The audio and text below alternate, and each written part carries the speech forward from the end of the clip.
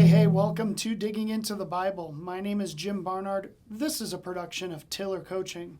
All right, it's day 35. So good to be with you. We are halfway through Matthew chapter 13, and presently Jesus is on a roll with telling these parables to people. And these parables are designed to explain spiritual truth, to demonstrate what is real in the spiritual realm. And so he's putting all of this stuff into illustrations that maybe we will understand. So many of these illustrations, especially today's, will be done through like farming themes. And, you know, I'll be honest, I don't know if I know farming stuff any better than I do spiritual stuff. So I'm probably at a disadvantage. But, you know, I know people that do, you know, like my friend Steve the farmer. He's such a good farmer. He's been so successful at it. And you know, I keep telling him I'm going to come out and work for him for a summer, and maybe I will begin to understand any of this.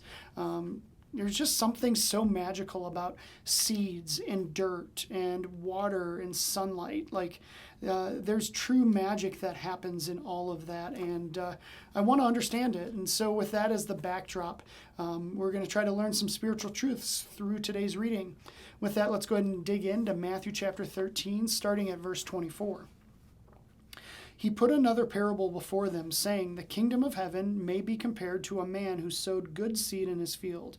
But while his men were sleeping, his enemy came and sowed weeds among the wheat and went away.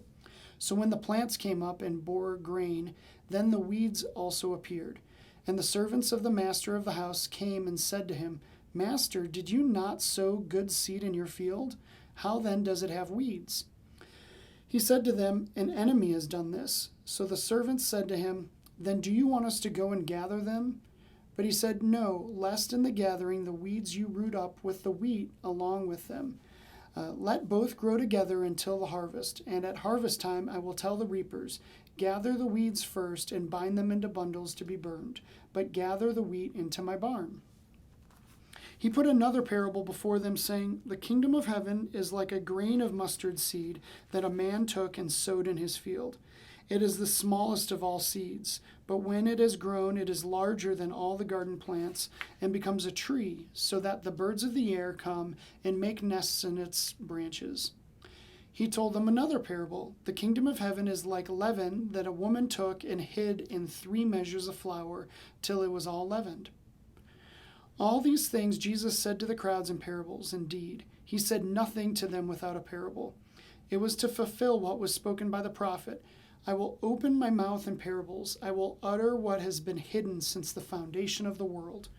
Then he left the crowds and went into the house, and his disciples came to him, saying, 'Explain to us the parable of the weeds of the field.' He answered, 'The one who sows the good seed is the Son of Man. The field is the world, and the good seed is the sons of the kingdom. The weeds are the sons of the evil one, and the enemy who sowed them is the devil.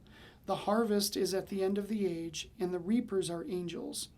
Just as the weeds are gathered and burned with fire, so will it be at the end of the age. The Son of Man will send his angels, and they will gather out of his kingdom all causes of sin and all lawbreakers, and throw them into the fiery furnace. In that place there will be weeping and gnashing of teeth. Then the righteous will shine like the sun in the kingdom of their Father. He who has ears, let him hear." All right, so I really love, and this really stands out this time, this callback to Psalm 78:2. So that was that part where it says, "I will open my mouth in parables. I will utter what has been hidden since the foundation of the world." And doesn't it feel like, you know, when we come face to face with Jesus, on that day of judgment or whatever, we'll come to him and we'll start to ask him about like the mysteries of the world, the mysteries of life, the mysteries of him, and he's going to say something like totally odd, like, "Hey, you know how wind can cause the mightiest waves?" And we're going to be like, "Oh, okay, yeah, it makes like perfect sense." It feels like we will get it because we'll be able to have that perspective finally. We're just so limited now to be able to understand it. Well, I think that's what this is like. I think God has coded, unique things into this world that like are very meaningful and poignant. Like how you bury a seed. Like literally, you give a seed a funeral. You put it into the ground, and from this funeral bursts out life. And this life is so big and it's so beautiful, and it can be so life-giving. Like, isn't that crazy? That fact right there, that points to Jesus. Like, it is death coming to life, and that absolutely points to Jesus. And don't you kind of wonder, like, maybe everything in this world actually points to Jesus? I don't know how to back that up in any way, but maybe we'll get it one day that really everything did point to Jesus. So I just want to challenge you with that thought today.